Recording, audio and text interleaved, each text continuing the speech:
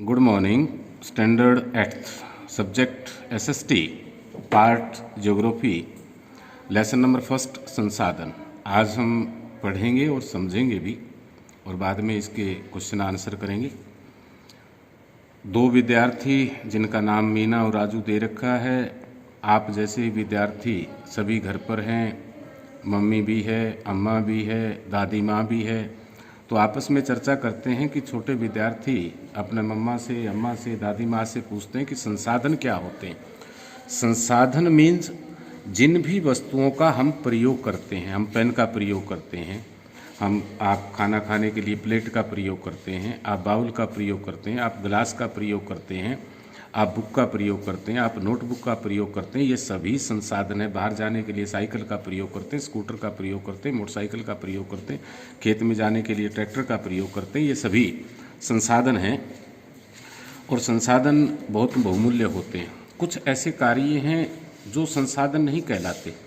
जिस प्रकार कि घर में अचार डला, वो घर में भी हम यूज़ करते हैं तो वो संसाधन नहीं है। यदि उस अचार को, काढ़ा को या दूसरा चूर्ण हम दूसरे घर में भेजते हैं या उसका पेटेंट करवा लेते हैं तो वो संसाधन बन जाते हैं और संसाधन बहुत बहुमूल्य हैं।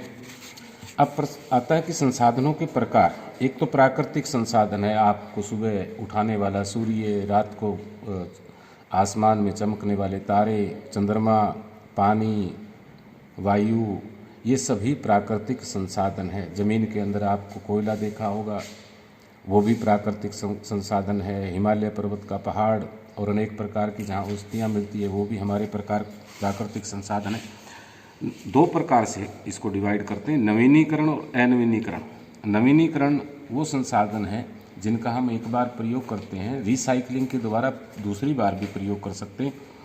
अनवीनीकरण वो संसाधन है जिनका एक बार आपने प्रयोग कर लिया, दोबारा प्रयोग नहीं होगा। जिस प्रकार कोयला है और ये जल भूगर्भ में बहुत तेज़ी से जा रहा है। तेल का देखा होगा, पेट्रोल, डीजल, इसका एक बार हमने प्रयोग कर लिया, ये दोबारा हमें नहीं मिलेगा। आगे बताया है संसाधनों का संरक्षण, कि संसाधनों को बचाकर रखना बहुत ज़रूरी है और वर्तमान समय में ये बिल्कुल बात लागू होती है कि हमने इन संसाधनों का पिछले 20-30 सालों में अंधाधुंध प्रयोग किया है। प्रकृति के साथ खिलवाड़ किया है, कहीं इंडस्ट्री, कहीं पहाड़ों को तोड़ा गया है, कहीं कुछ किया गया है, बड़ी बड़ी बिल्डिंगें खड़ी कर दी है।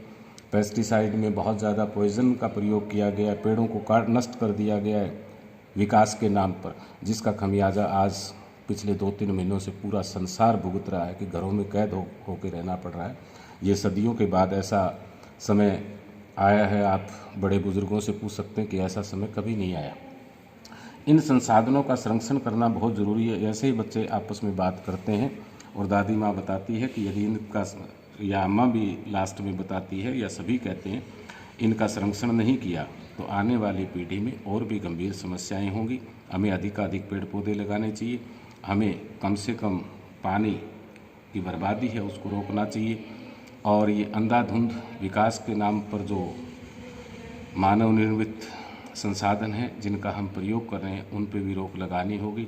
इसका एक नज़ारा प्रकृति ने हमें वर्तमान में दिखा दिया है। Thank you. आप घर पे ठीक ठाक होंगे, घर पर कहना मानना है और अपने काम को प्रॉपरली करना है।